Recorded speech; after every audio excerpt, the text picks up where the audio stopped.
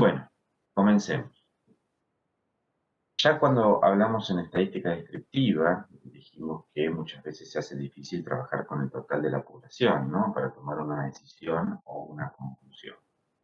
Por esta razón es que siempre las conclusiones sobre una población las hacemos en función de la información que podemos recabar a partir de una muestra extraída de esa población. Yo siempre pongo el ejemplo bien duro de si uno quiere medir el área foliar de cierto cultivo, un cultivo de soja, por ejemplo, a medida que va avanzando el tiempo, porque eso me va a dar cierta característica de ese cultivo, y al mes de siembra mando a un ingeniero agrónomo y le digo, por favor, medime el área foliar de este cultivo. ¿Y qué hace? Para medir el área foliar lo que hay que hacer es agarrar la planta, sacarle todas las hojitas y medir una por una.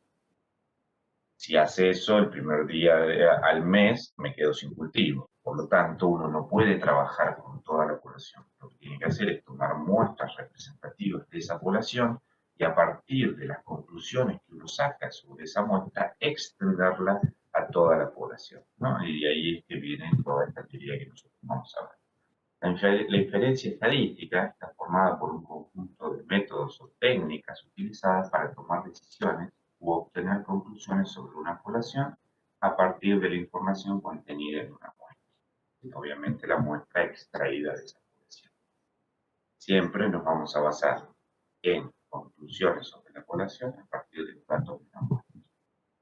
Cualquier inferencia o conclusión obtenida de la población necesariamente estará basada en la información proporcionada por la muestra. ¿Sí? Nunca vamos a trabajar con toda la población, excepto que la población sea finita y así lo permite. Bueno, ¿qué nos va a pasar en la vida cotidiana? ¿Qué nos va a ocurrir? Vamos a saber que cierta población se distribuye aproximadamente normal, pero vamos a desconocer la media y la varianza de esa población, ¿no? O sea, vamos a saber que los datos que nosotros estamos trabajando tienen una cierta aproximación a una distribución normal, pero vamos a desconocer su media y su varianza poblacional.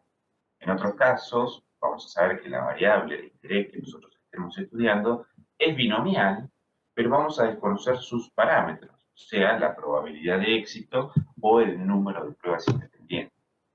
También nos puede ocurrir que sabemos que el proceso que estamos trabajando es un proceso que tiene una distribución de Poisson, pero vamos a desconocer su único parámetro, que en este caso era la frecuencia media de ocurrencia. ¿Sí? ¿Se acuerdan que lo habíamos llamado lambda nosotros?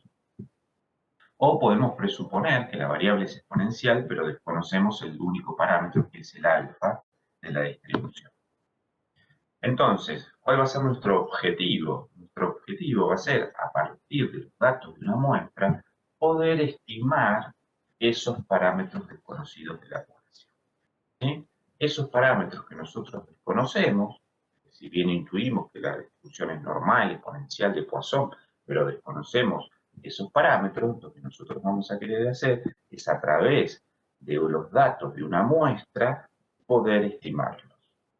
La estimación de uno o varios parámetros, vamos a agarrar el puntero, la estimación de uno o varios parámetros poblacionales desconocidos es posible construyendo funciones de probabilidad de variables aleatorias muestras, más conocidas como estimaciones muestras. ¿Está? Entonces, nuestro objetivo va a ser estimar esos parámetros desconocidos de la población a partir de los datos de una. Bueno, si estamos hablando de población y muestra, si bien estas dos definiciones ya las vimos cuando estudiamos estadística descriptiva, las volvemos a repetir. Una población es el conjunto de individuos o elementos con características comunes observables. Normalmente es demasiado grande para poder abarcarla toda. Ese es un justificativo también para decir que no puedo trabajar con toda la población. Y otro justificativo es que puede ser muy costoso trabajar con toda la población, como era el caso de medir el área foliar de todo un cultivo. Una muestra es un subconjunto de la población al que tenemos acceso y sobre el que realmente hacemos las observaciones o mediciones. El objetivo principal de la toma de una muestra aleatoria es obtener información sobre los parámetros no conocidos de la población. Entonces, nosotros tenemos una población, extraemos una muestra, a la cual tenemos acceso y podemos hacer todas las mediciones, y bueno, y a partir de esa muestra obtenemos ciertas conclusiones que las vamos a extrapolar a la población. La inferencia estadística consiste en generalizar las conclusiones extraídas de una muestra sobre la población. ¿Ah? Obviamente que a medida que aumenta el tamaño de la muestra, nuestras estimaciones van a ser mejor, vamos a tener más representantes de esa población. También en estadística descriptiva dijimos que el muestreo, ¿sí? Tomar muestras de una población, los métodos que nos permiten hacer eso, es toda una asignatura en sí misma, si se quiere, y que no íbamos a abordarla en este curso, pero habíamos dicho que las muestras tienen que ser representativas de la población que nosotros estamos tomando, ¿no? Y siempre pongo el ejemplo de que si yo tomo un grupo, una muestra de los estudiantes que en este momento están presentes en esta clase y solamente tomo varones, solamente tomo mujeres, una conclusión me llevaría a decir que en la clase estuvieron presentes únicamente varones o que en la clase estuvieron presentes únicamente mujeres, y eso no es así. Por lo tanto, tengo que tomar un grupo que abarque a todas estas condiciones. Bueno, que simplemente para hablar del muestreo aleatorio simple, que es lo que nosotros vamos a ver, en un muestreo aleatorio simple, cada elemento de la población tiene la misma probabilidad de ser elegido para formar parte de una muestra. Cualquiera de ustedes, todos tienen la misma probabilidad de ser elegidos para formar parte de una muestra. Cada muestra del mismo tamaño, por lo tanto, tiene la misma probabilidad de ser seleccionada. En el muestreo aleatorio simple, en poblaciones finitas, se realiza con sustitución. ¿Para qué hago la sustitución cuando una muestra es finita? Esto lo hago para garantizar la independencia de las observaciones. Cuando yo tengo una población finita, siempre que yo tome una muestra, lo voy a hacer con sustitución. Bueno, formalmente, una muestra aleatoria simple, si yo tengo X, una variable aleatoria con distribución de probabilidades o función de densidad de probabilidades, ¿en qué varía acá? En que sea discreta o que sea continua. El conjunto de observaciones tomadas de la variable, llamémosla x1, x2, xn, con resultados numéricos x1, x2, xn, fíjense la distinción que hago, acá estoy tomando los valores numéricos, ¿es una muestra aleatoria de tamaño n? Sí. Las xy son variables aleatorias independientes y cada observación xy tiene la misma distribución de probabilidad.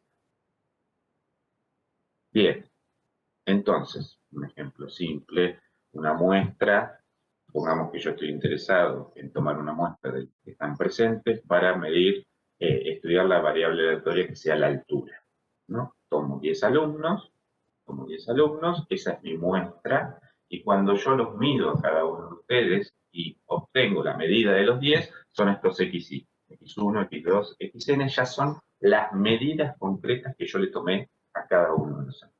Luego tomo otra muestra del tamaño 10 y a otra muestra del tamaño 10, y una vez que le tomé las medidas a cada uno, son las observaciones o los resultados numéricos que obtuve de cada uno de ellos. Bueno, vamos a entonces entrar ya en la caracterización de lo que es un parámetro y lo que es un estimador. Un parámetro es una característica numérica que describe una variable observada en la población. Siempre que estemos hablando de parámetros que caracterizan a una población, vamos a hablar de parámetros. ¿Sí? Los parámetros caracterizan una condición numérica de la población. Por ejemplo, si todos ustedes son la población y yo estoy interesado en conocer la edad promedio del curso, ¿sí? La media de la edad promedio del curso, bueno, ese sería mi parámetro. Un estadístico o un estimador es cualquier operación que se hace con la muestra. Por eso es una función de las observaciones contenidas en una muestra. Parámetro es la característica numérica de la población. El estimador es una función es una función, ¿sí? Es una función sobre el conjunto de todas las muestras que yo puedo tomar. ¿Está? Entonces, si X es una variable aleatoria con distribución de probabilidades o función de densidad de probabilidades caracterizada por el único parámetro desconocido θ, ¿sí? Supongamos que hay un único parámetro desconocido θ, y si x1, x2, xn es una muestra aleatoria, entonces una función que yo me puedo construir a partir de la muestra es un estimador del parámetro θ. Y una estimación es el valor numérico que toma ese estimador. ¿Sí? Se calcula con los datos muestrales. Veamos ejemplo. Yo tengo la media poblacional. ¿Sí? En el ejemplo que les di recién, era la media de las edades de los que están en este momento tomando el curso. ¿Sí? Un estimador puede ser, por ejemplo, esta función que yo definí acá. Es la sumatoria de los xy, desde 1 hasta n, de los xy dividido n. O sea, el promedio de las edades de cada uno de ustedes en la muestra. Esta es la función. Y una vez que yo especifico, ¿sí? Una vez que yo hago la función en los valores observados de la muestra, tengo la estimación. ¿Está? ¿Se ven cuál es la diferencia entre el estimador y la estimación? El estimador lo que me dice es que, qué operación voy a hacer con los datos de la muestra. ¿Sí? Y la estimación, una vez que tengo los valores de una muestra, ese es el valor puntual, esa es la estimación. ¿Está? Entonces, el estimador me dice, tome una muestra de tamaño 10, tomo una muestra de tamaño 10, y lo que me dice es que sume todos los valores que obtuvo y los divida por n. Bien, perfecto, eso es lo que me dice el estimador. Y la estimación es, bueno, agarro una muestra de tamaño 10, los mido cada uno de esos 10 alumnos y hago la cuenta y obtengo un valor puntual. Esa es la estimación puntual, el valor que obtengo. Entonces, para esa muestra me dio una altura de 1,67, esa será la estimación puntual para esa muestra. ¿Estamos de acuerdo? Para la varianza, tenemos la varianza muestral, que ya hemos estado trabajando, y la estimación es, bueno, el valor que obtengo a partir de las observaciones de la muestra. Para la proporción, tengo la proporción muestral, y el valor que obtengo es la estimación.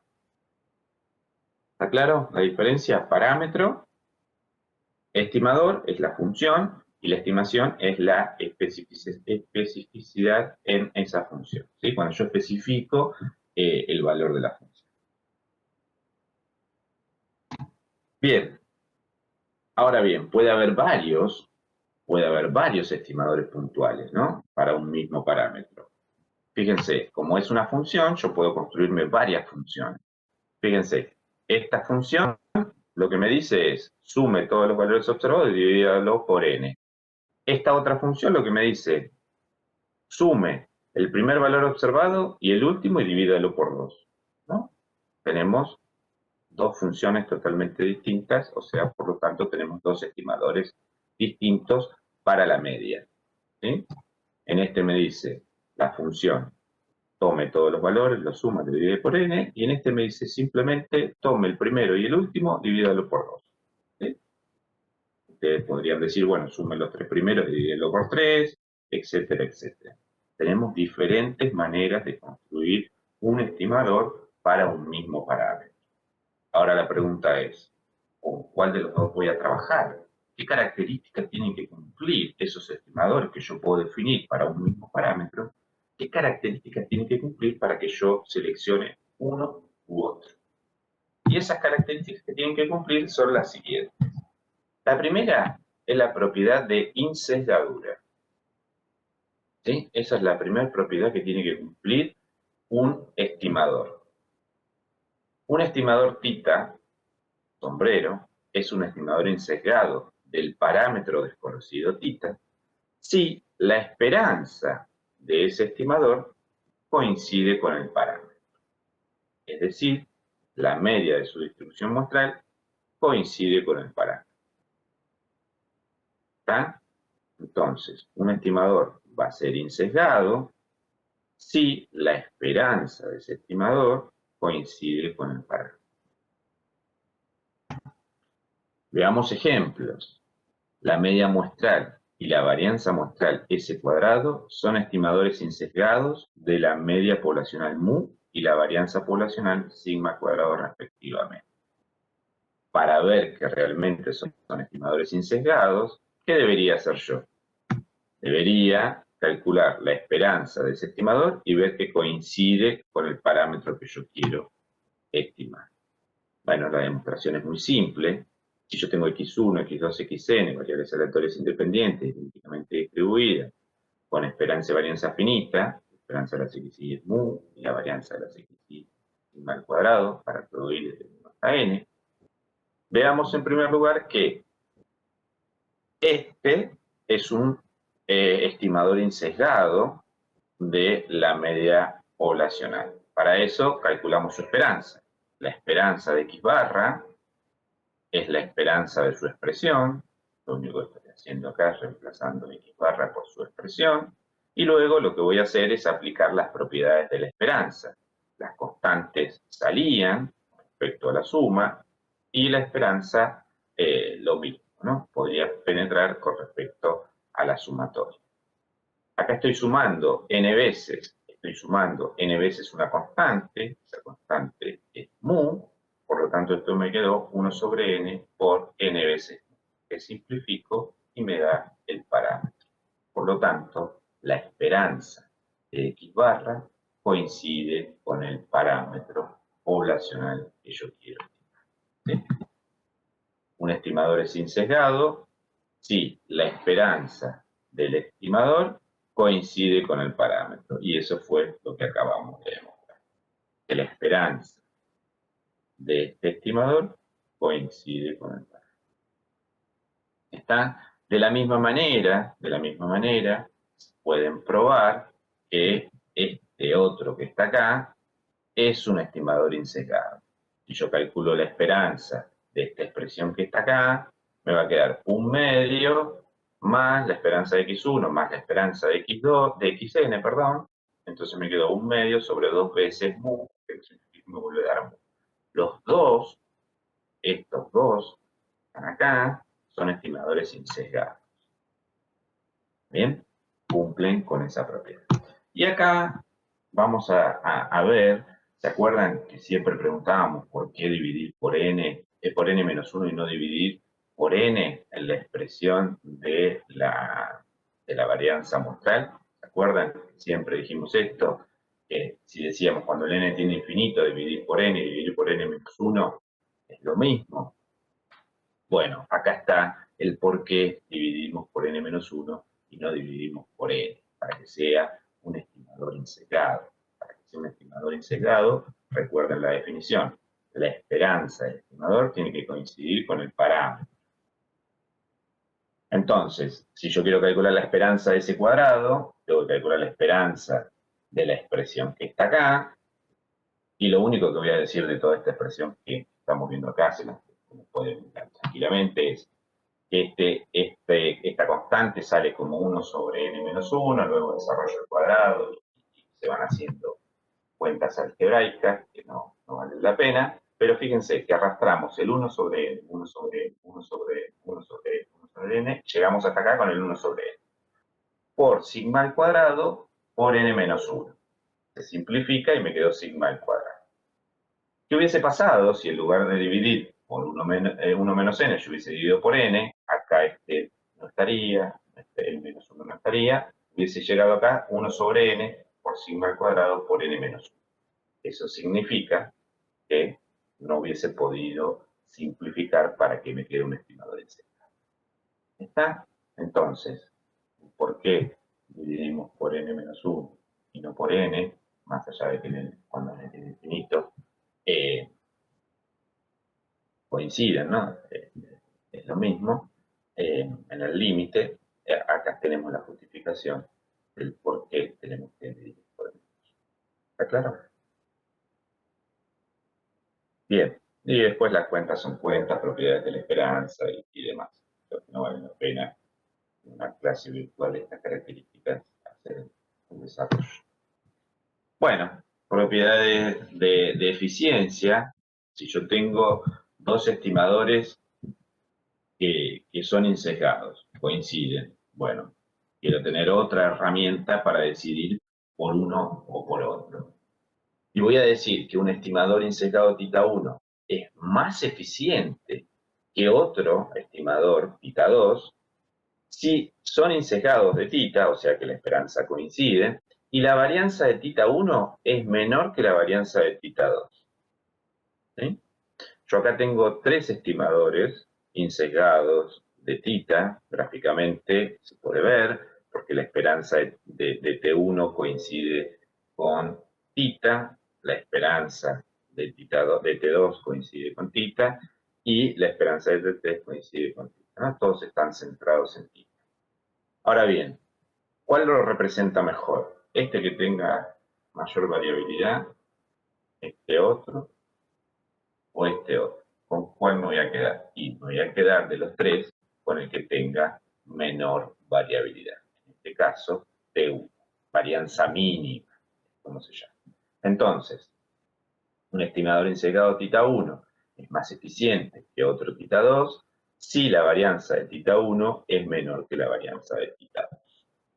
¿Está? Entonces, yo tengo dos estimadores insesgados, como era el caso que vimos anteriormente. Estos dos vimos que son insesgados, entonces digo, bueno, ¿con cuál de los dos me quedo? Calculo la varianza de este, calculo la varianza de este, y me quedo con el de varianza mínima. ¿Qué puede pasar? Puede pasar que los dos sean insesgados, que los dos tengan la misma varianza. ¿Existe otra característica que puedo mirar de un estimador? Sí, existe otra característica, y es que el estimador sea consistente y finalmente que el estimador sea suficiente. Un estimador es consistente cuando su valor tiende hacia el verdadero valor del parámetro a medida que aumenta el tamaño de la muestra. Es decir, la probabilidad de que la estimación sea el verdadero valor del parámetro tiende a 1. Y la propiedad de suficiencia se dice que un estimador es suficiente cuando es capaz de extraer de los datos toda la información importante sobre el parámetro. Estas dos son más complejas de verificar, tienen aparece acá un concepto de probabilidad, de convergencia en sentido probabilístico, que mucho no lo abordamos en el curso, pero bueno, esta quizás se puede resumir de la siguiente manera: un estimador es suficiente si utiliza toda la información de la muestra, o sea, el que use mayor información de la muestra. Entre estos dos, ¿cuál de los dos sería más suficiente, si se quiere de alguna manera? El primero. Mu1 o Mu2, el primero. ¿Por qué? Porque hace intervenir a todos los valores de la muestra. Este solamente mira dos, el primero y el último. Entonces, este es más suficiente que este. ¿Está? Entonces, bueno, podemos mirarlo de esta manera. No es suficiente si utiliza toda la información. Bueno, en el caso de que ninguno de los dos utilice todo, miraremos el que utilice más, ¿verdad? Bueno, entonces estas son las 4 o 5 propiedades que vamos a mirar de un estimador a la hora de elegir un upward. ¿Sí?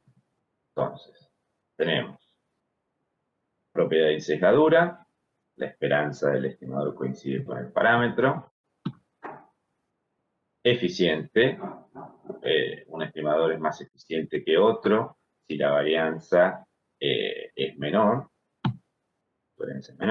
el estimador es consistente cuando, a medida que aumenta el tamaño de la muestra, la convergencia en sentido probabilístico es 1, y un estimador es suficiente si utiliza toda la información.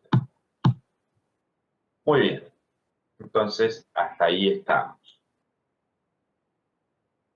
Y ahora viene lo que se llaman las distribuciones de muestreo, y esto a veces es lo que yo les comentaba hoy al principio, es lo que cuesta identificar.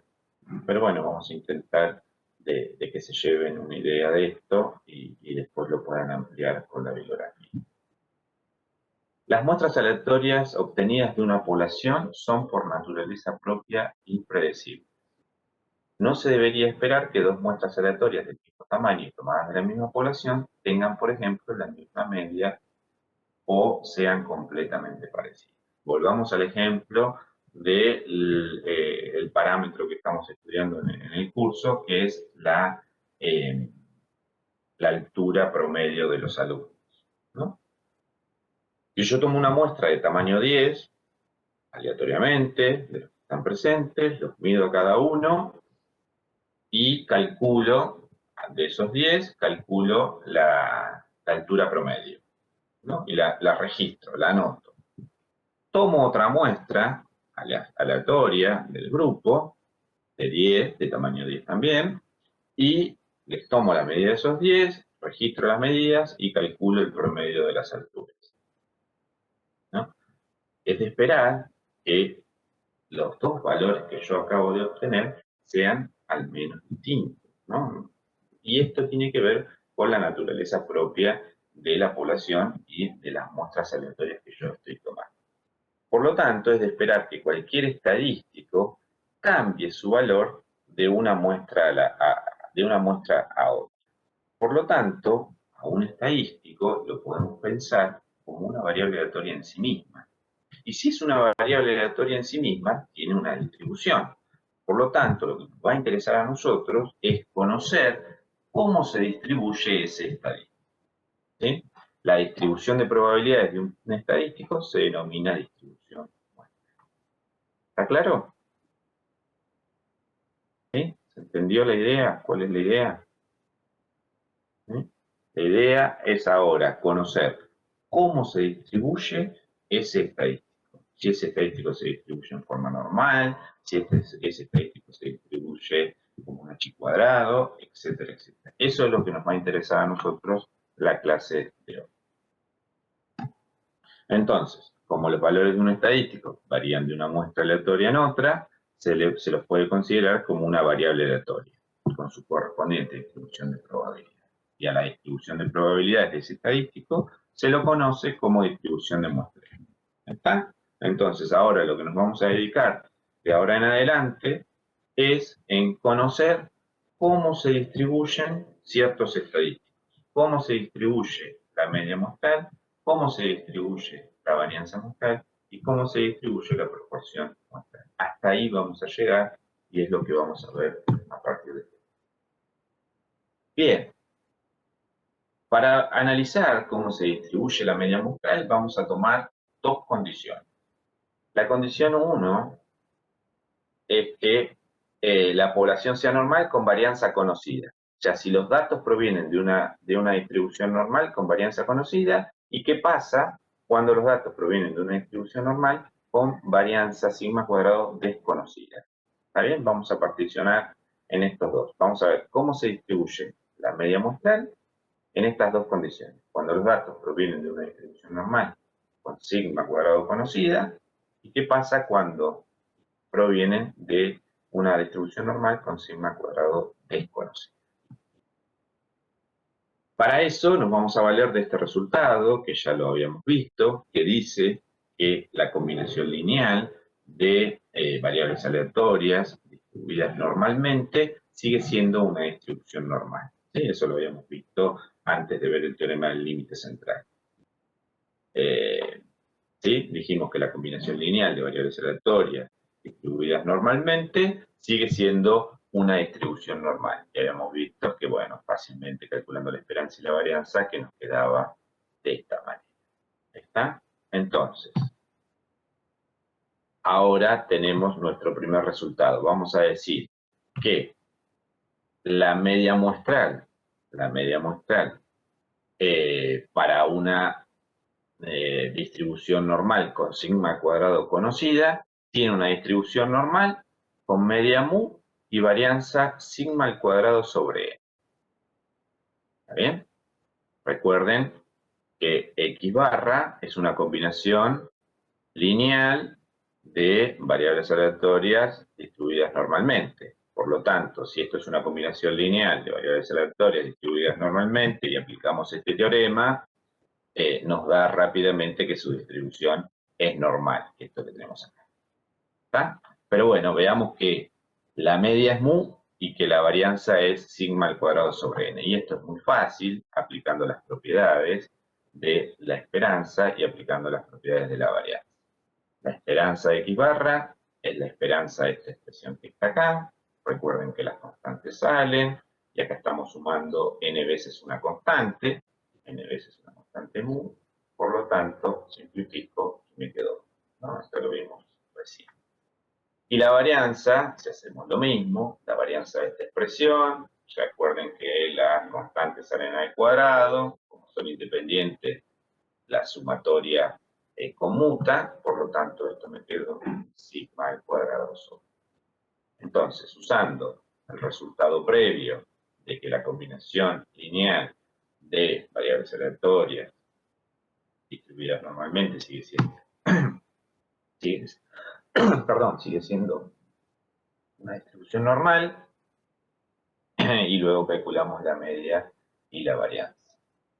Bueno, si ustedes se fijan en la tablita que tienen al final de la guía, les aparece que la media muestral para una variable, para una extraída de una población normal con varianza conocida, tiene esta distribución. Ahora bien, ¿qué pasa? ¿Qué pasa cuando nosotros no conocemos? Bueno, acá está claramente, ¿no? Esto es simplemente para recordar que una vez que nosotros tenemos esta distribución, la podemos llevar a una distribución normal 0, 1 para trabajar en tabla. ¿De qué manera? Restando la media y dividiendo por la dispersión. Este es un recordatorio, ¿no? Cuando uno estandariza. Ahora bien, ¿qué pasa cuando los datos provienen de una distribución normal, pero sigma al cuadrado también es desconocida? O sea, no conozco mu y no conozco sigma al cuadrado.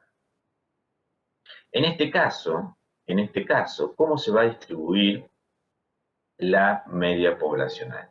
Y lo que vamos a mirar es el tamaño de la muestra.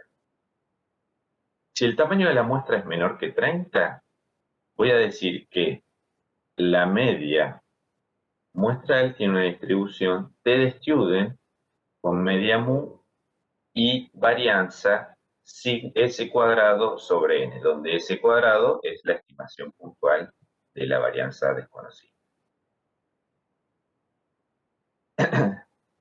Y si el tamaño de la muestra es mayor o igual que 30, si el tamaño de la muestra es mayor o igual que 30, voy a decir que x barra tiene una distribución normal con media mu y varianza S cuadrado sobre n, donde S cuadrado, recuerden, es la estimación puntual de sigma al cuadrado. ¿Quién es T de Student? La T de Student es tiene la función densidad de probabilidades asociadas, que es esta que está acá. No vamos a entrar en detalles, simplemente para que la conozcan, donde esta gamma es la función gamma exactamente, que es una prolongación del factorial para los números enteros, pero bueno, no vamos a entrar en detalles matemáticos. Lo único que quiero que sepan que la función de densidad de probabilidades asociada a una distribución de Student es esta, así como existía la de la normal, como existía la de la exponencial, existe la función de densidad de probabilidades asociada a la distribución de los valores de la distribución de Student también están tabulados, ¿sí? Están tabulados. Y el parámetro n, este que está acá, que acá lo llamo K, pero es el mismo, está asociado con los grados de libertad. Al final de la tabla, al final de la guía, también tienen la tabla para que puedan encontrar probabilidades para una distribución T. Así como la usaban para la distribución normal, la van a usar para la distribución T. Lo único que tienen que saber es si la variable aleatoria se distribuye en forma normal, usaré la tabla normal. Si la distribución se distribuye en forma T de Student, bueno, tendré que usar la tabla de la T de Student. Y la única observación que tienen que tener es la siguiente. Recuerden que para la distribución normal nos daba el área en esta dirección. Ahora, TDStudent nos da el área en esta dirección. Es decir, nos está dando el área de que la variable aleatoria tome un valor mayor, en este caso de 1.812, es igual a 0.05. O sea, nos da el área de que esta que está acá, a diferencia de la normal que nos daba el área en este sentido. Ojo con esto. La distribución TD-Student, la forma de la distribución TD-Student es muy similar a la campana de Gauss, la distribución normal, es muy parecida, también es simétrica, por lo tanto puedo jugar con la simetría de los valores. ¿Está? Ahora vamos a ver ejemplos para que quede claro. Y finalmente, la distribución de la varianza muestral. La distribución de la varianza muestral es este estadístico que está acá, n-1 por s cuadrado dividido sigma al cuadrado, tiene una distribución chi cuadrado con n-1 grados de libertad. ¿Quién es chi cuadrado? La función densidad de probabilidades de una distribución chi cuadrado es esta función que está acá, donde este símbolo está en la función gamma, como lo comenté anteriormente en la TD-Student, y tiene esta gráfica, ¿no? Para los diferentes grados de libertad se va transformando en esta gráfica. Los valores del h cuadrado también están tabulados y lo mismo nos permite trabajar en este sentido. Nos da el área bajo la curva en este sentido. Es decir, nos da la probabilidad de que la variable aleatoria tome un valor mayor o igual que el chi cuadrado para este caso. En esta columna tenemos los grados de libertad con los cuales vamos a trabajar y acá tenemos el área bajo la curva. En este caso sería 0.05, ¿sí? ¿Para qué valor de chi cuadrado nos deja un área de 0.05 con 10 grados de libertad? Venimos acá y nos da 18.305. De la misma manera que usábamos en la tabla normal, podemos ingresar en el cuerpo de la tabla y encontrar otras características de la distribución. Pero bueno, no se preocupen, ahora vamos a ver algunos ejemplos. Acá hay un ejemplo. Una máquina de llenado opera con una varianza de 0.83 gramos al cuadrado. Si se toma una muestra de 15 unidades, ¿cuál es la probabilidad de tener una varianza muestral superior a 1.24 gramos al cuadrado? ¿Sí? O sea, la probabilidad de que S al cuadrado, ¿sí? Tener una varianza muestral, la varianza muestral de S al cuadrado, sea mayor que 1.24. ¿Qué tengo que hacer? Tengo que multiplicar por n-1 y dividir por sigma al cuadrado, ¿sí? Para que aparezca la expresión de que tiene una distribución chi cuadrada. Entonces, multiplico a ambos miembros por n-1 y lo divido por sigma al cuadrado, siendo n-1, si el tamaño de la muestra era 15, el n-1 será 14, y el sigma al cuadrado me lo daba como dato, era 0. Entonces, tengo este valor, y lo que tengo que hacer es buscarlo en el cuerpo de la tabla, 21,064 es el más próximo, por lo tanto, para 14 grados de libertad, el valor es 0.10 de probabilidad. Bueno, así es como uno utiliza, como calcula cualquier probabilidad, pero bueno, nunca está de más un ejemplo. Bueno, y finalmente, ¿cómo se distribuye la proporción muestral? La distribución de la proporción muestral es aproximadamente normal, con una esperanza igual a P y una varianza P por 1 menos P sobre N, donde P es próximo al 0,5. Recuerden eso, que para que sea simétrico tendríamos que el próximo a 0,5. En el caso de que no estuviese próximo a 0,5, lo que íbamos a pedir es que el N sea suficiente. Este resultadito que está acá, y se los dejo como ejercicio para que lo piensen, nos lo garantiza el teorema del índice. ¿Está? Bueno, entonces todo esto ahora lo vamos a usar para la construcción de los intervalos de confianza. ¿Está?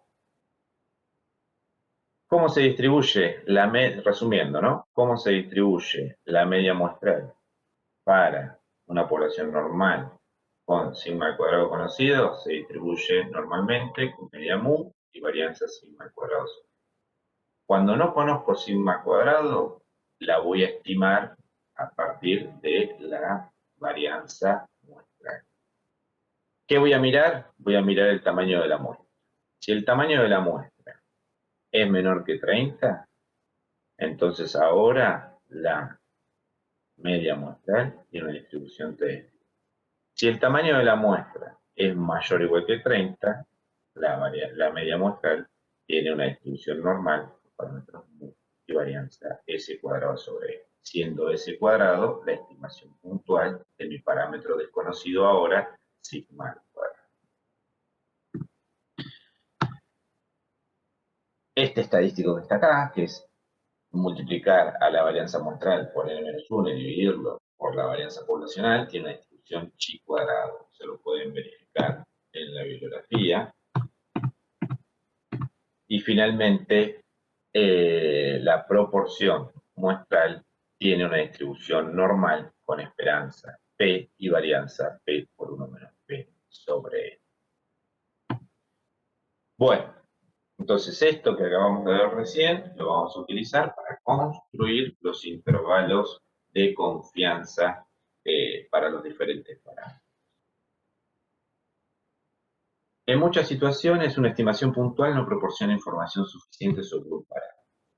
¿Sí? Muchas veces dar una estimación puntual sobre un parámetro no proporciona demasiada información. Entonces, lo que a nosotros nos interesa es dar todo un intervalo en el cual ese parámetro se puede mover, ¿no? Para una muestra de tamaño pequeño, la estimación puntual puede diferenciarse bastante, y acá lo pongo entre comillas y en negrita, porque ¿qué significa bastante?, del parámetro que se estima. Por ejemplo, si nos interesa estimar la vida media de una lámpara de 75 watts, un solo número puede no tener mucho significado, aun cuando uno va y compra una lamparita, y si se fijan en la caja de las lamparitas, uno mira y dice una vida útil de 15.000 horas, ¿no?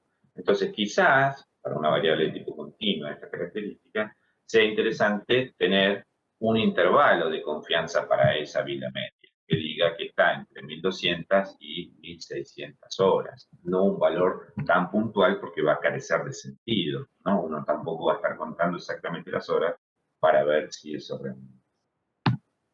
Entonces, para una estimación por intervalos, lo que a nosotros nos va a interesar es encontrar dos extremos, ¿sí? O sea, un intervalo en el cual el parámetro desconocido puede variar. Entonces, supongamos que la característica numérica quita sombrero, que surge de los datos de una muestra, sirve de estimación del parámetro desconocido θ. Es claro que θ sombrero determina con mayor precisión al parámetro θ si la diferencia en valor absoluto, ¿sí?, entre el valor estimado y el parámetro se hace cada vez más chiquitito. ¿Está bien? Esto lo podríamos afirmar si nosotros estamos trabajando desde el punto de vista del análisis. Como estamos en probabilidades, eso no lo podemos decir. Lo único que podemos decir nosotros es que en sentido probabilístico. Lo único que nosotros podemos decir es hablar en sentido probabilístico. Es decir, la probabilidad de que la diferencia entre el valor estimado y el verdadero parámetro de la población en valor absoluto sea menor que un delta es igual a 1 menos alfa. ¿Sí? Tiene una cierta probabilidad. ¿Sí? Esto no lo podemos afirmar categóricamente porque cada uno de estos estimadores que están acá varían a medida que yo hago variar la muestra. Por lo tanto, carece de sentido esto. Pero sí lo podemos expresar en sentido probabilístico. Si nosotros de esta expresión que está acá, despejamos el parámetro θ, o sea, sacamos las barras del valor absoluto y hacemos pasajes de término, obtenemos esta expresión que está acá. A este término que está acá lo voy a llamar límite inferior y a este término que está acá lo voy a llamar el límite superior de mi intervalo.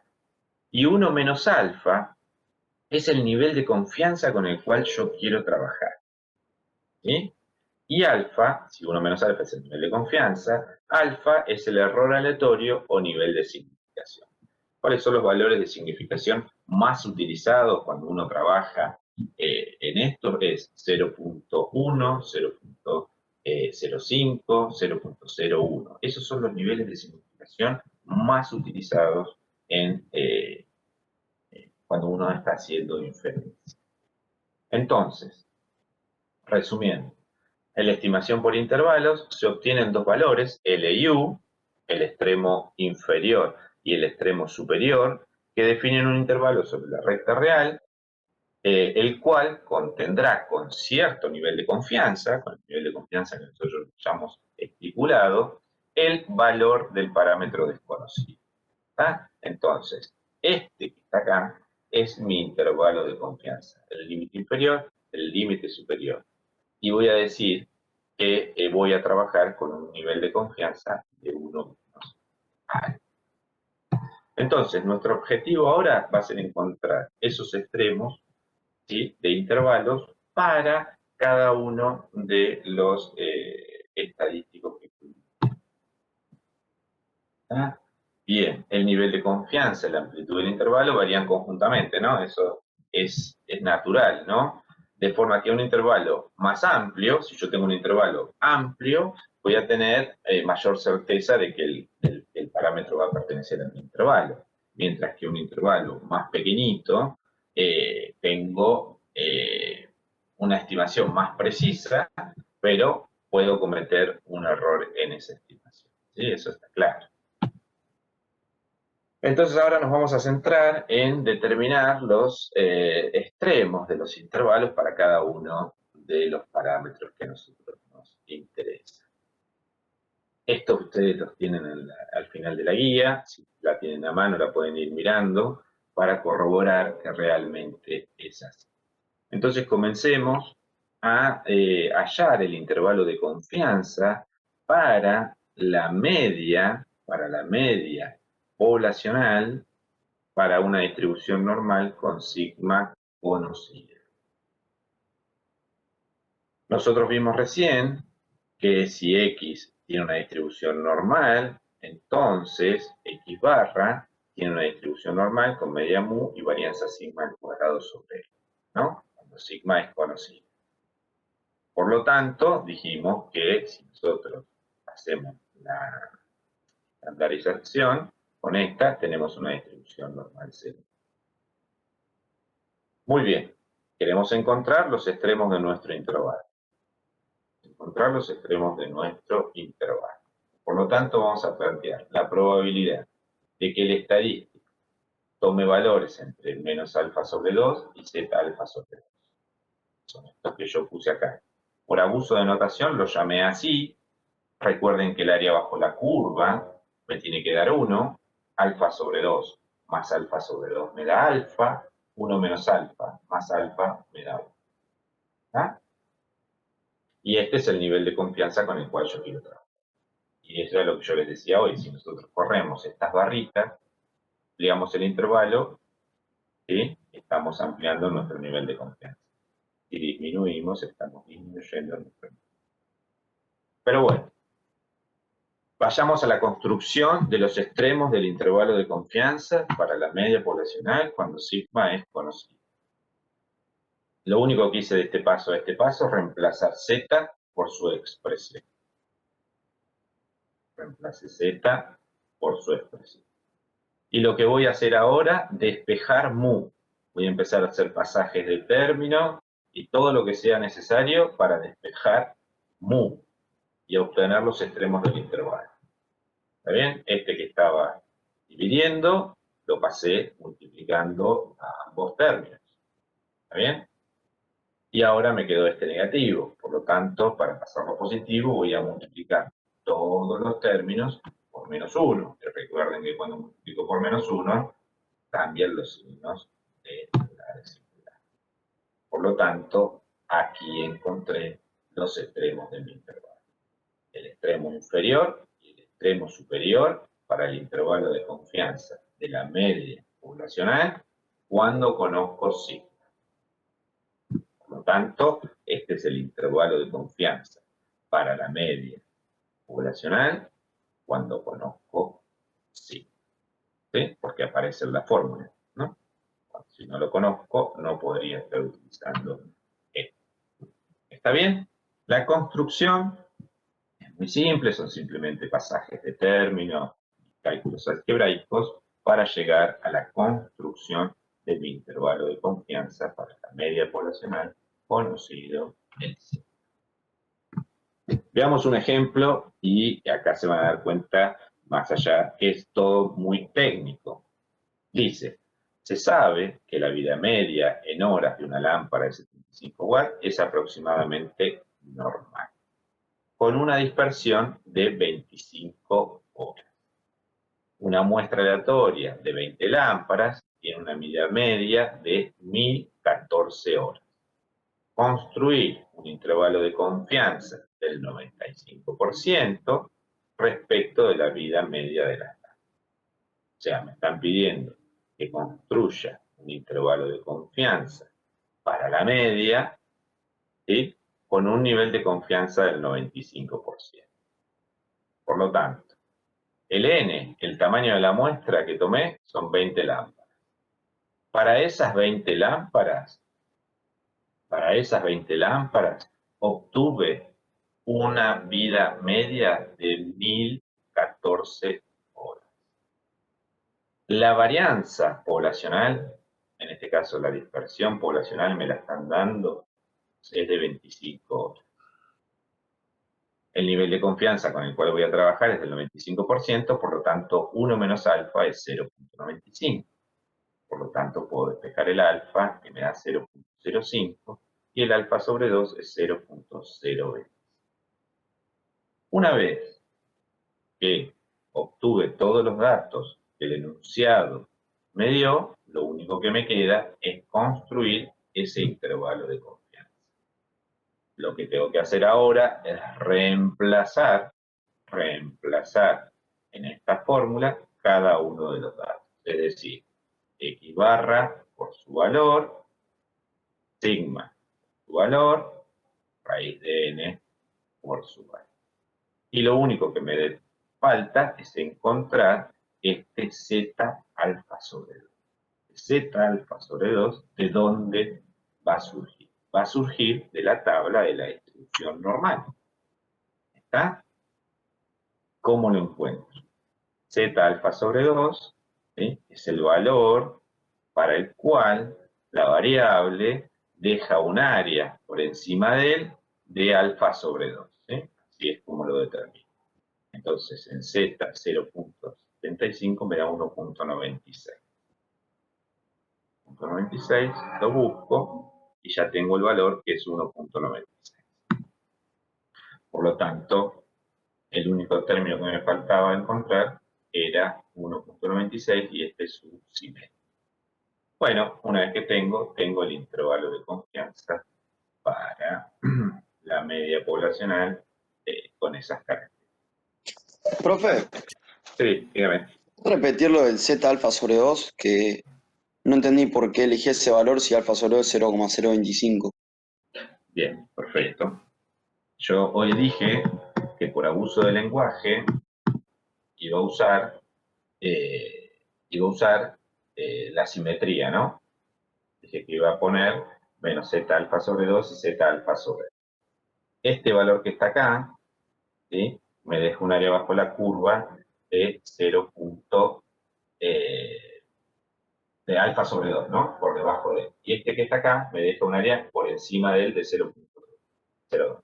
Por cómo leo los datos en la tabla de la distribución normal, yo tengo que llegar hasta acá, ¿verdad? Porque me lo daba en este sentido. ¿Está bien? Entonces,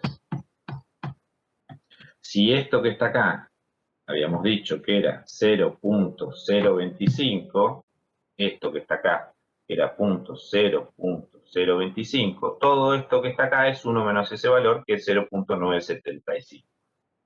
Por lo tanto, Entonces ese valor, busca el valor de 1 menos alfa sobre 2 en la tabla. Sí, exacto. Por abuso del lenguaje, ¿se acuerdan que yo lo dije al principio? Dije eso, por abuso, y voy a usar la simetría, lo voy a llamar de esa manera. Pero si yo quiero que esta área que está acá sea de 0.025, toda esta que está acá es 1 menos alfa sobre 2. Sí, si llevó a confusión, por ahí no fue muy alegre la notación que utilicé yo. Pero si se fijan, acá lo aclara. La probabilidad de que X sea mayor que Z alfa sobre 2, este que está acá, es alfa sobre 2, independientemente de la terminología. ¿Sí? ¿Por qué? Porque muchas veces encuentran este que está acá y le da negativo, entonces vienen y trabajan con el negativo en esta fórmula y le quedan los extremos al revés. ¿Ah? Pero bueno, no se confunden. ¿Quedó claro el que hizo la pregunta que no alcancé a ver su nombre? Sí, sí. Perfecto. Bueno, entonces se dan cuenta que encontrar el intervalo de confianza es muy simple. Lo único que tengo que hacer es poder identificar exactamente cuáles son los datos que me da el problema, cuál es el intervalo que yo necesito construir, que lo tienen al final de la tabla, y lo único que tienen que hacer es reemplazar cada uno de los valores y no equivocarse en la cuenta que tienen que hacer. Es lo único. Pero bueno, ¿qué está detrás? Está detrás las distribuciones muestrales y todo esto que estuvimos hablando hasta recién. Bueno, y algo muy importante, ¿por qué la solución yo la doy en este sentido? Simplemente digo, este es mi intervalo, este es el intervalo, y no lo doy en el sentido de probabilidad. No lo expreso de esta manera, la probabilidad de que la variable o el parámetro esté entre estos dos valores es de 0.95. ¿Por qué lo dejé expresado simplemente como un intervalo y no lo dejé expresado como una probabilidad? ¿Sí? ¿Por qué? Esto no es correcto. Expresarlo en este sentido no es correcto. ¿Por qué? Porque el parámetro, si bien es desconocido, ¿qué pasa? Vamos a hacer el siguiente ejercicio. ¿Qué pasa si el verdadero parámetro realmente cae en ese intervalo? ¿Cuál es la probabilidad de que el parámetro esté en ese intervalo? Si realmente cae, ¿cuál va a ser la probabilidad? ¿95%? No, no. Si el parámetro realmente cae en ese intervalo, la probabilidad de que esté en el intervalo es 1. Si el parámetro realmente no pertenece, la probabilidad de que esté es 0. Entonces ahí está el error. Y ahora vamos a ver cuál es la verdadera interpretación de ese 0.95. ¿Está? Porque una vez que yo tengo el intervalo construido, una vez que yo tengo mi intervalo construido, pueden pasar dos cosas. O que el parámetro esté realmente en ese intervalo, o que el parámetro no esté en ese intervalo. Por lo tanto, si el parámetro está, la probabilidad de estar es 1, y si el parámetro no está, la probabilidad de no estar es 0. ¿Está? Entonces, veamos ahora realmente cuál es la interpretación que uno le tiene que dar a ese 0.95. La interpretación es la siguiente. Aunque nunca sabremos si la media poblacional se encuentra en el intervalo hallado, porque es un parámetro desconocido, porque si lo conozco no lo voy a querer estimar, ni con una estimación puntual, ni con un intervalo de confianza. ¿Para qué lo quiero estimar si lo conozco? Tendremos la seguridad de que el método utilizado para la obtención de dicho intervalo es confiable el 95% de las veces. Es decir, se puede esperar que contenga dicho parámetro el 95% de las construcciones de esos intervalos. ¿Entiende la diferencia? O sea, el 95% de las muestras que yo extraiga y construya mis intervalos va a contener al verdadero parámetro. Gráficamente lo podemos ver de esta manera. Nosotros queremos estimar el parámetro mu. Y acá tomamos muestras y construimos los intervalos. ¿Sí? Solo uno de los intervalos, este sería el límite superior y este sería el límite inferior, solo uno de los intervalos no contiene el verdadero parámetro. ¿Está? Y eso es lo que dice acá. La línea media horizontal representa el valor fijo de la media desconocida de la población, en este caso mu. Los intervalos de confianza azules verticales, que se sobreponen a la línea horizontal, contienen al verdadero valor. Y el intervalo de confianza rojo, que está completamente por debajo de la línea horizontal, no lo contiene. Un intervalo de confianza del 95% indica que, para este ejemplo en particular, 19 de 20 muestras de la misma población darán intervalos de confianza que contendrán al verdadero parámetro desconocido. ¿Está bien? Entonces, ¿está claro cuál es la diferencia? Entre ese 0,95 no lo puedo asociar con el intervalo. Por lo tanto, la respuesta final es el intervalo, no más. No lo tengo que expresar en sentido probabilístico. Lo que me está diciendo que tengo un nivel de confianza del 95% de que los intervalos contengan al verdadero valor de la, de la población. ¿Sí? ¿Está bien la interpretación? ¿O no? Bueno, el silencio vamos a suponer que sí. Bueno, ¿qué pasa ahora cuando tengo que calcular un intervalo de confianza para la media poblacional cuando no conozco sigma y el tamaño de la muestra es menor que 30? Lo que voy a usar es ahora estos extremos del intervalo. En lugar de usar Z, voy a usar T, la T de student, con n-1 grados de libertad. ¿Sí? Hoy les presenté la distribución T de student. ¿Y por qué? Por esto que estaba acá. ¿Sí? Cuando desconozco sigma al cuadrado y lo voy a estimar por la varianza muestral, esta tiene una distribución de student con n-1 grados de libertad y eso hace que aparezcan estos términos en los extremos del intervalo y reemplazo sigma, lo reemplazo por su estimación puntual que es ese. ¿Sí? Recuerden, vamos a este, es exactamente la misma, nada más que en lugar de usar Z uso T y en lugar de usar sigma uso la estimación. Bien, la demostración de esto es similar a lo que hice anteriormente, por lo tanto se los dejo como ejercicio, tienen que plantear de la misma manera que yo planteé anteriormente la probabilidad, nada más que en lugar de usar Z tienen que usar la distribución T. Y acá es donde se los dejo. ¿Sí? Ejercicio, deducir la fórmula del intervalo. Parten de acá, van a despejar mu, haciendo los mismos pasajes de término que hice yo hoy, y van a llegar a los extremos del intervalo. Veamos un ejemplo. Veamos un ejemplo. En un estudio hecho para determinar el tiempo medio necesario para el montaje de ciertas piezas de una máquina, 25 trabajadores hicieron un promedio de 42,5 minutos con una varianza de 4,1 minutos cuadrados. Por lo tanto, tengo el tamaño de la muestra 25 trabajadores. ¿Qué tiempo promedio hicieron? El tiempo promedio que hicieron fue de 42,5. ¿Y con qué varianza? La varianza muestral me está dando, ¿no? Para estos 25 trabajadores. 4,1.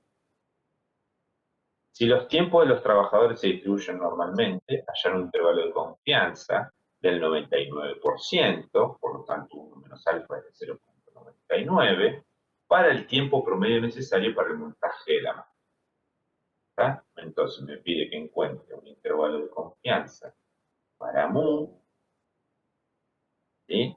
En el caso de que no conozco sigma, por lo tanto lo voy a estimar con S. Bien, lo único que tengo que hacer ahora es reemplazar en esta fórmula, ¿sí?, cada uno de los valores. X barra 42,5. S es la raíz cuadrada de C cuadrado, por lo tanto la raíz cuadrada de 4,1. Y ahora lo que tengo que encontrar es el valor este en tabla. Recuerden que es simétrico, por lo tanto busco el positivo y inmediatamente tengo el negativo. Bien. Tenemos que buscarlo en la tabla. ¿Cuál es el valor que me deja un área bajo la curva de alfa sobre 2, ¿no? Esto es lo que me devuelve la T. Bien. Para este ejemplo en particular, no lo hice, se lo dejo como ejercicio, no lo busqué, porque son 24 grados de libertad. Si se fijan, hablamos de 25, no llego, llegué hasta 20, ustedes tienen que tener la tabla Si alguien lo quiere buscar, ya lo podemos hacer y lo dejamos ya planteado. Para 25 grados de libertad con 0.995, ¿verdad? ¿Quién lo busca? En la tabla. Profe, una consulta. 24, perdón, 24 grados de libertad. Sí. Eso te iba a preguntar. El grado de libertad es siempre n-1, ¿no? N-1, no -1, perdón, dije mal. Es para 24. Si lo tiene a mano, ya lo buscamos.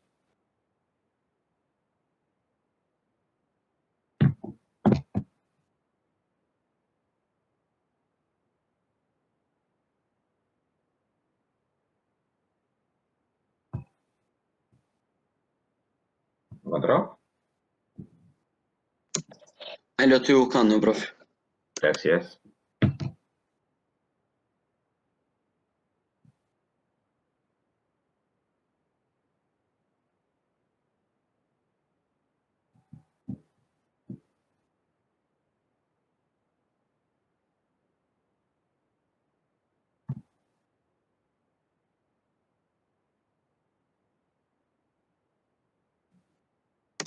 ¿Era 24 y 1 menos 0 más 0,05? Sí. Ahí voy.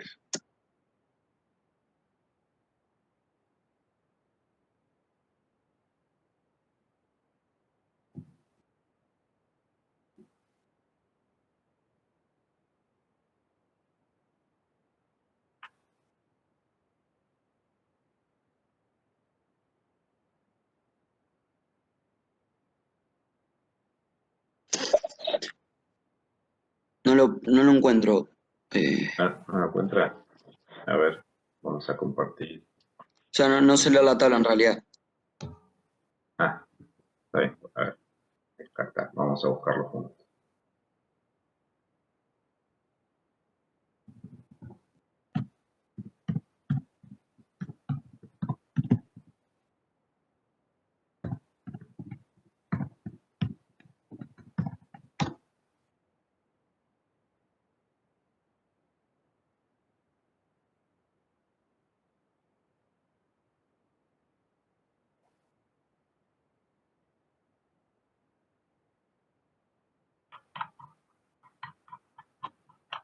Vamos a ir al final, a la tabla.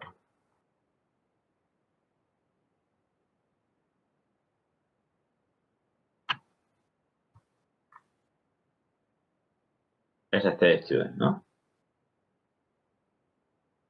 Esta es normal, TD Student. Como nosotros tenemos solamente esta, ¿sí?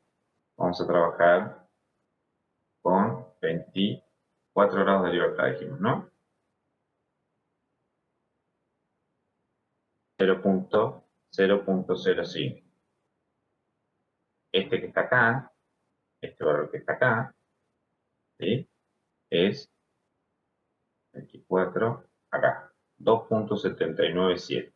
Y el negativo que me deja hasta acá, que sería el otro que usted estaba intentando buscar, que era de 0.995, o sea, que arrastramos hasta acá, es el negativo del que encontramos recién, ¿no? Porque es simétrico.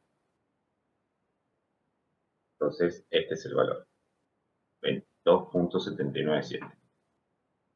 Este que está acá, y el simétrico es menos 2.797. ¿Está claro?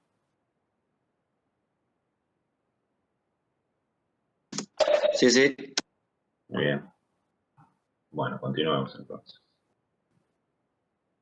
Bueno, el único dato que quedaba por encontrar es ese. Acá tenemos el positivo, acá tenemos el negativo, y ya estaría.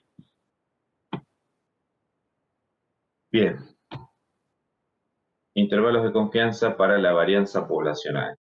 Recordemos que esta tenía una distribución chi cuadrado. ¿Sí? Chi cuadrado, ya que estoy les muestro la tabla. Acá está chi cuadrado. Está la forma de la chi cuadrado. Acá tienen la tabla. Los grados de libertad. El área bajo la curva. De valores. La tienen al final de la guía. Bien. ¿Cuál es el intervalo de confianza? Lo vamos a construir de la misma manera. queremos encontrar la probabilidad, los extremos del intervalo para sigma al cuadrado. Y lo vamos a despejar de acá. Vamos a seguir haciendo todas las cuentas necesarias para despejar. Bueno, vamos a invertir. Lo primero que vamos a hacer es invertir para que aparezca en el numerador y después vamos a hacer los pasajes de términos necesarios. Y finalmente encontramos el intervalo de confianza. Son todas cuentas algebraicas. El procedimiento siempre es el mismo y no tiene demasiado sentido detenernos en cómo llegamos a esos valores, ¿no? Partimos de esta expresión y lo único que queremos hacer es despejar sigma al cuadrado para encontrar los extremos del intervalo. Una vez que los tenemos, los podemos usar. Dice, estimar por un intervalo con una confianza del 90% la varianza poblacional y la varianza muestral es de 4.1 en una muestra de tamaño 7. Los datos, varianza muestral 4.1, tamaño de la muestra 7, nivel de confianza con el que quiero trabajar 0.90, por lo tanto 1 menos alfa es 0.9, el alfa es 0.1 y el alfa sobre 2 es 0.05. Acá tenemos la expresión para encontrar el intervalo de confianza para la varianza poblacional. N-1 es 6, S al cuadrado es 4.1 al cuadrado, y lo mismo para este extremo, y lo que tengo que encontrar son estas dos posiciones. Para encontrar esas dos posiciones, tengo que trabajar con la chi cuadrado. Recuerden que chi cuadrado no es simétrica, por lo tanto, ahora sí van a tener que encontrar los dos valores, el valor a izquierda y el valor a derecha, que en este caso son 12.592 y 1.635. ¿Cómo los encontramos? Dijimos que vamos a trabajar con 6 grados de libertad y 0.05. Este es el primer valor, 12.592. Y para el otro valor, 6 grados de libertad, 0.95 me da 1.625. Y ahí ya tenemos todos los datos necesarios para poder construir nuestro intervalo de confianza para la variable. Entonces, los pueden usar, se pueden ayudar de las fórmulas que están al final de la guía, eso no hay problema, y pueden identificar cada uno de los valores de acuerdo a las necesidades. Bien, y finalmente tenemos el intervalo para la varianza. ¿Qué pasa si en lugar de pedirme un intervalo para la varianza me piden un intervalo para la dispersión? ¿Qué debería ser finalmente acá? ¿Qué les parece que debería ser? ¿Raíz cuadrada? Sí, nada más que eso, en todos los términos. Perfecto. A eso tienen que estar atentos a ver qué es lo que me pide el ejercicio. Si me pide que calcule un intervalo para la varianza o simplemente que calcule un intervalo para la dispersión. En ese caso, una vez que haya un intervalo, tomo la raíz cuadrada. Bueno, y finalmente, y bajo los mismos criterios, el intervalo de confianza para la proporción está dado por esta expresión que está acá y se construye de la misma manera. Acá se los dejo para que vean cómo se construye. Lo único que voy a hacer es despejar P. Siempre despejo el parámetro que me interesa. En este caso despejo P, en el anterior despejaba sigma al cuadrado y en el anterior despejaba. Hago todos los pasajes de términos que sean necesarios y obtengo el intervalo de confianza para la proporción, el límite inferior y el límite superior. Y veamos un ejemplo, en una muestra aleatoria de 75 ejes de árbol, 12 tienen un acabado superficial que es más rugoso que lo permitido por las especificaciones.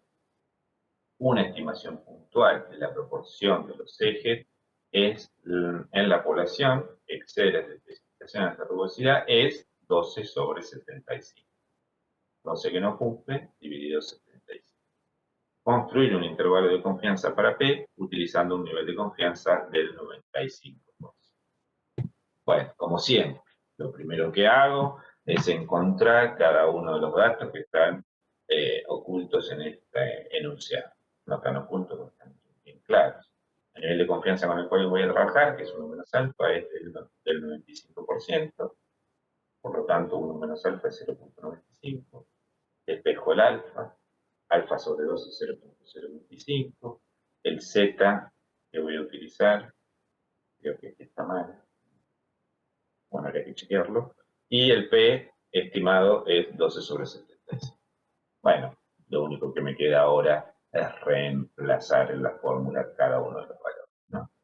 12 sobre 75 para P sombrero, Z alfa sobre 2 es 1.96, chequen, si no me equivoqué la cuenta acá, el dato que me busca, y así sucesivamente.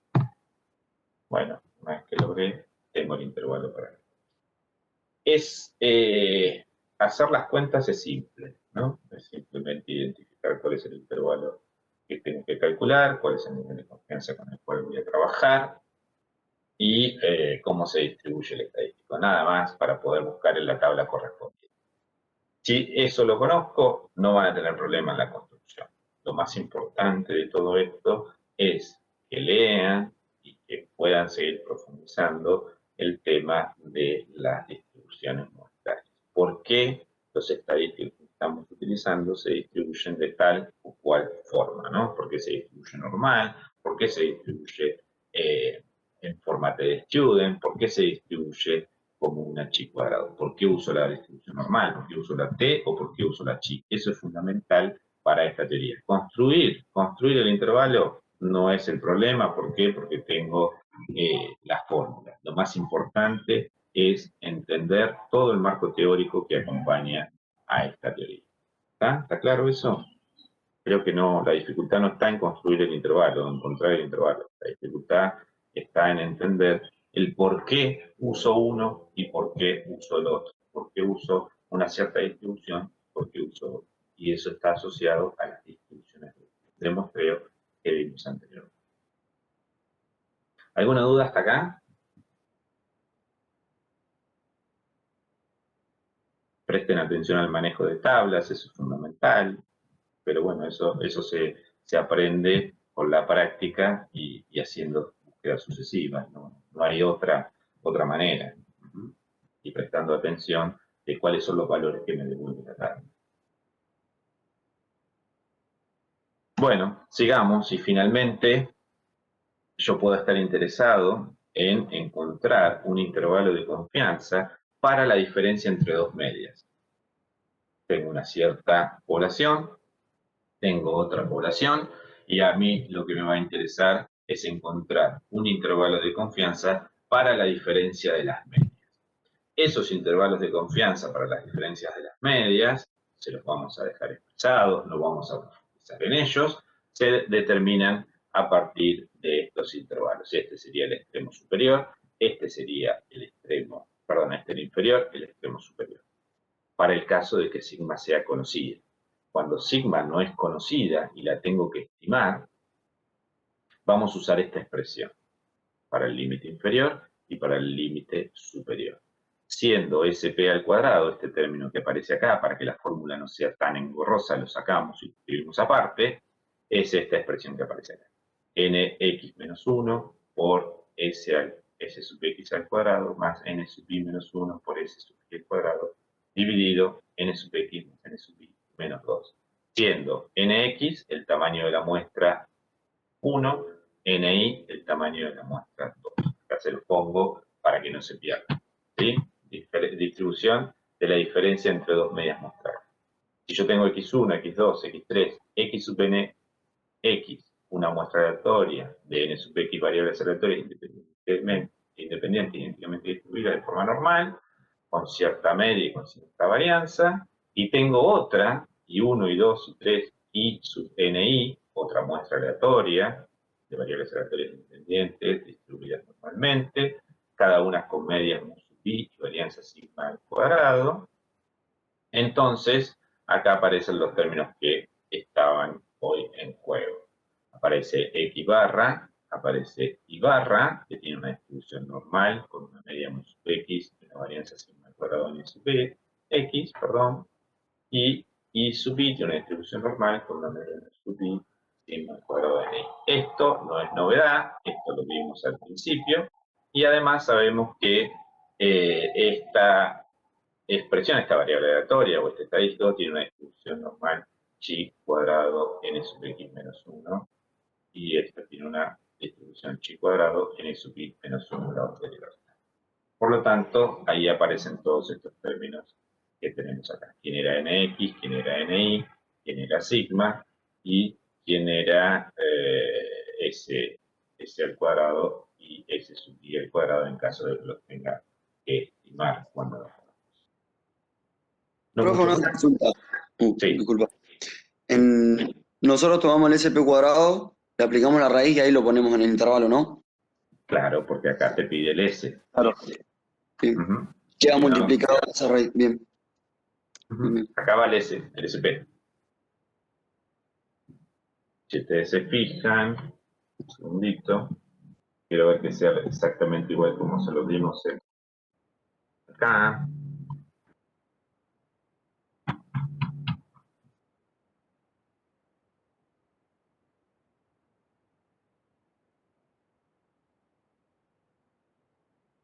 Acá está.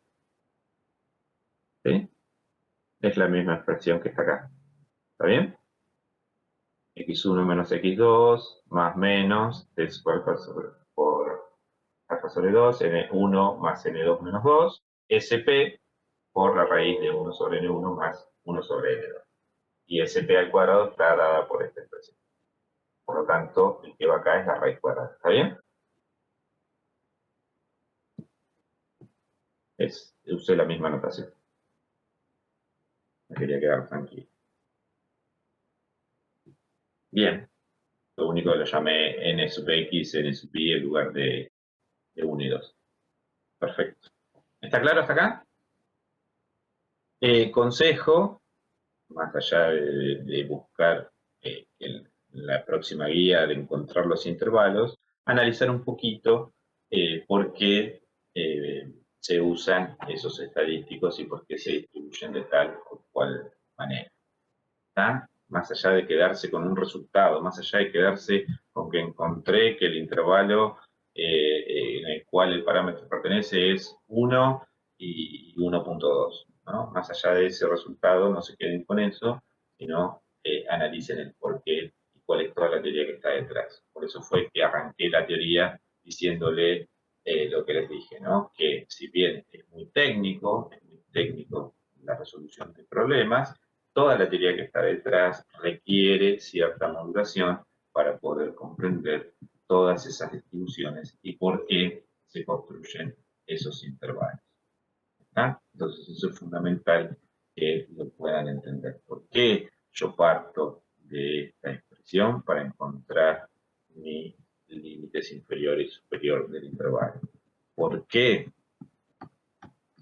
yo parto de esta expresión para encontrar los límites inferior y límites superior del intervalo? Eso es lo más importante, más allá del uso que uno puede dar a esos intervalos. ¿Sí? No se queden con un resultado. ¿Sí? Yo siempre soy partidario de entender la teoría más allá del uso que uno le puede dar. Obviamente que a la hora de los parciales uno necesita encontrar el intervalo y dar los valores inferior y superior. Eso no cabe duda. Pero si uno entiende, seguramente lo va a encontrar más rápidamente y de una forma más sencilla. Resumiendo, intervalos de confianza para la media poblacional de una población normal con varianza conocida. ¿Sí? Cuando, ¿cómo se distribuye el estadístico? Se distribuye normal con media mu y varianza sigma al cuadrado sobre. ¿Cuáles son los extremos del intervalo? Bueno, esto que aparece. ¿Qué pasa cuando no conozco sigma al cuadrado? Voy a mirar el tamaño de la muestra. Si el tamaño de la muestra que tomé es menor que 30, voy a utilizar la distribución t-student y voy a estimar la varianza a través de la varianza muestral. Cuando el tamaño de la muestra es mayor o igual que 30, ¿sí? Voy a usar esta expresión para el intervalo, donde voy a estimar a la varianza poblacional por su varianza muestral, y voy a usar Z. con estas características. Si yo quiero encontrar un intervalo de confianza para la varianza, voy a usar esta expresión, donde voy a usar estos parámetros, estos valores que están acá en el denominador, se encuentran a través de la distribución chi cuadrado con n menos 1 grado. Si yo quiero encontrar un intervalo de confianza para la proporción, acá están los extremos, inferior y superior, donde este z alfa sobre 2, aparece acá, se encuentra a través de la tabla de la distribución normal. ¿Por qué? Porque este estadístico tiene una distribución normal. Y finalmente, si quiero encontrar un intervalo de confianza para la diferencia de medias, cuando conozco sigma, uso esta expresión, donde z alfa sobre 2 vuelve a salir de la distribución normal y por simetría tengo su negativo. Y cuando no conozco sigma, voy a usar esta expresión que está acá, y voy a usar la distribución t-student con ¿cuántos grados de libertad? Nx más Ni menos 2, donde Nx es el tamaño de la muestra 1, Ni es el tamaño de la muestra 2, menos 2, le saco 1 a cada uno de ellos. ¿Está? ¿Alguna duda? No puse ejemplos de este.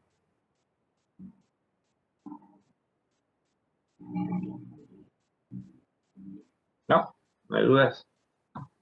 Bueno, finalmente la desigualdad de Chebyshev, ley de los grandes números, son 2 diapositivas y los dejo, si hay alguna pregunta me quedo y si no los dejo ya descansar para cuando venga la práctica. Recuerden que el martes que viene es el martes 8 de diciembre, feriado, por lo tanto nuestro próximo encuentro va a ser el 15 de diciembre, donde ahí vamos a ver ya un repaso general para el examen, que es el día 22, esto ya se está terminando, por lo tanto, les recomiendo que aprovechen la clase del jueves, donde se va a ir adelantando el tema de pruebas de hipótesis. Si la vemos nosotros el día 15, vamos a estar muy justos para el examen. Por lo tanto, les recomiendo que los días, los martes que no tengamos encuentro, aprovechen el encuentro sincrónico de los días jueves con la profesora de la fibra. Bueno, la desigualdad de Chebyshev, muy cortito, 2 filminas he preparado con respecto a esto. ¿Y qué nos dice la desigualdad de Chebyshev? Nos dice lo siguiente. Si la esperanza y la varianza de una variable aleatoria son finitas, para cualquier número real positivo mayor o igual a 1, K, la probabilidad, mayor o igual a 1, a ver, supongo, sí, mayor o igual a 1. La probabilidad de que la variable aleatoria X esté en el intervalo mu menos K sigma, mu más K sigma, es mayor o igual a 1 menos 1 sobre K al cuadrado. Formalmente, la probabilidad de que la variable aleatoria pertenezca a este intervalo es mayor o igual que 1 menos 1 sobre K al cuadrado. O en forma equivalente, la probabilidad de que la diferencia entre el valor muestral y el verdadero parámetro sea menor que K sigma es mayor o igual que 1 sobre K al cuadrado. Por sucesos contrarios, la probabilidad de que no pertenezca es menor que 1 sobre K al cuadrado. Esto por suceso contrario, recuerden que hacíamos 1 menos, por tanto nos queda el suceso contrario. O equivalentemente tenemos esta expresión que está acá. ¿Qué es lo que nos está diciendo esta desigualdad de Chebyshev? ¿Sí? Fíjense. Si nosotros conocemos la esperanza y la varianza, y a su vez son finitas, pero no conocemos la distribución de probabilidades de esa variable aleatoria, lo único que vamos a poder calcular es una cota de esta probabilidad que tenemos acá. Si nosotros conocemos exactamente la distribución de probabilidades, obviamente podemos calcular la probabilidad exacta. Pero cuando no conocemos la distribución, no sabemos si se distribuye exponencial, si no sabemos si se distribuye normal, no sabemos si se distribuye uniformemente, no sabemos nada. Sabemos que tiene una cierta esperanza y sabemos que tiene una cierta varianza. Lo único que podemos hacer es encontrar una cota para esta probabilidad o una cota para esta otra probabilidad. No más de eso. Las probabilidades exactas se calculan cuando uno conoce la distribución de probabilidades. Cuando uno no conoce la distribución de probabilidades, lo único que puede hacer es encontrar esta cota para la probabilidad. Y esta cota para la probabilidad me la da la desigualdad de Chebyshев. ¿Está claro? Y esto es importante. Esta desigualdad puede ser aplicada a cualquier variable aleatoria siempre que conozca la esperanza y la varianza. Si se conoce la distribución de probabilidades de la variable aleatoria, ya sea discreta o continua, podemos calcular si existe su esperanza y su varianza. Eso estamos de acuerdo porque ya lo vimos en variables aleatorias. La recíproca no es cierta. Es decir, si nosotros conocemos la esperanza y la varianza, no somos capaces de reconstruir la distribución de probabilidades de la variable. Por lo tanto, lo único que nosotros vamos a poder hacer en ese caso, en el caso en el cual conozcamos la esperanza y la varianza, lo único que vamos a poder hacer es hallar una cota para esta probabilidad. La probabilidad de que la variable aleatoria, la diferencia en módulo entre la variable aleatoria menos mu sea menor que k por sigma, es mayor o igual que 1 menos 1 sobre k. Y de la misma manera, por el suceso contrario, lo puedo expresar de esta forma. Por eso se habla de una cota superior o de una cota inferior para las probabilidades. Más de eso no puedo hacer. Y de eso se trata la distribución, la desigualdad de Chebyshев, de encontrar ya sea una cota superior o una cota inferior para esa probabilidad. ¿Por qué no la puedo calcular de manera exacta? No la puedo calcular de manera exacta porque desconozco su distribución. Siempre voy a poder calcular probabilidades exactas cuando conozca la verdadera distribución de la variable. ¿Está? Entonces, únicamente voy a usar la desigualdad de Chebyshев cuando no conozco cómo se distribuye mi variable aleatoria y quiero calcular una probabilidad de estas características. ¿Bien? ¿Alguna duda de la desigualdad? ¿Hicieron algún ejercicio?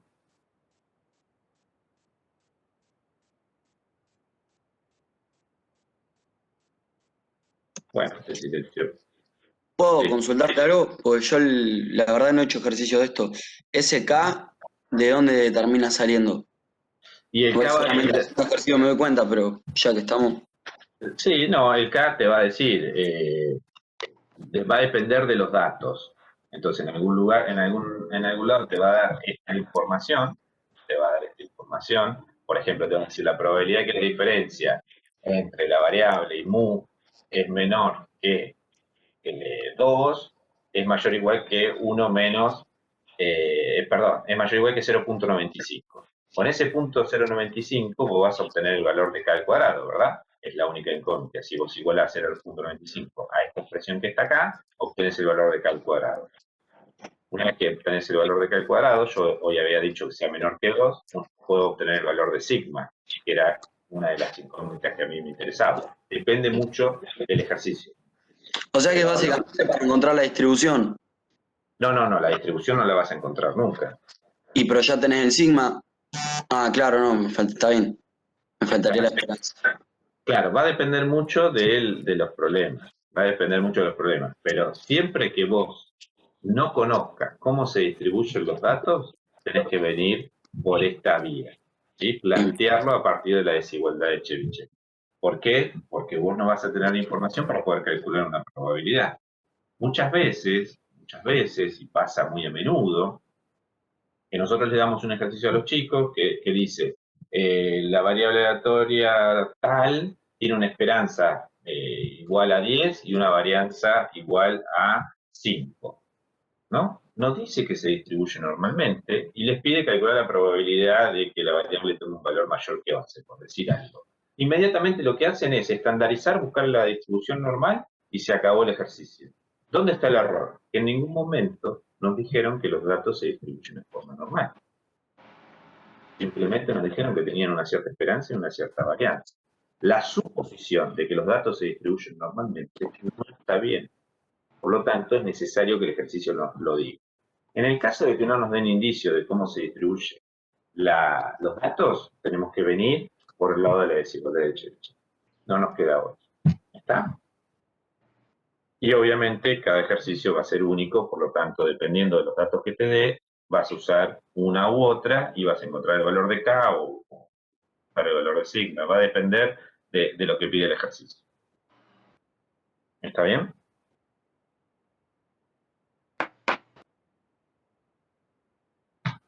Bueno. Buenos días, Lucas. Ya entró Lucas. Ya estaba terminando, les iba a dejar unos minutos a los chicos. Profe, Y consulta. dígame. El trabajo integrador se entrega el jueves que viene, pero todavía no lo subieron. No, el ¿Cómo? trabajo integrador se está trabajando, lo está trabajando la profesora y se lo estaremos subiendo a más tardar este jueves, seguramente. Pero no va a ser de la profundidad del primero, ¿no? Fíjense que lo único que nos queda es esto, buscar algún intervalo o no mucho más, porque test de hipótesis todavía no lo vi.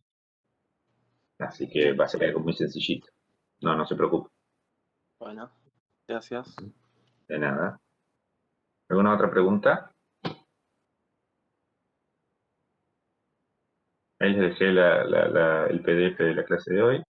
Así que ahí está. Bueno, yo entiendo, y bueno, la premura de tantos temas es que se nos viene el examen, nos queda muy poquito tiempo, más mirando el feriado del 8. Así que bueno, les di mucho contenido para madurar, pero bueno, está toda la información para que puedan hacer los ejercicios. Eso no van a tener problema porque tienen toda la información. Pero bueno, sí me gustaría que puedan profundizar en todo lo que es el contenido teórico que está detrás, más allá de quedarse con un resultado. ¿Está? Este es mi consejo. Profe, ¿el PDF dónde está? Porque no lo encuentro en el chat.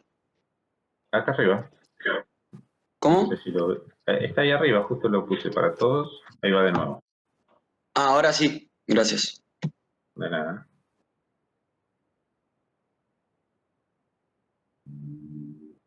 Ahí está. Bueno, si todos están... ¿Está bien? ¿No hay más dudas?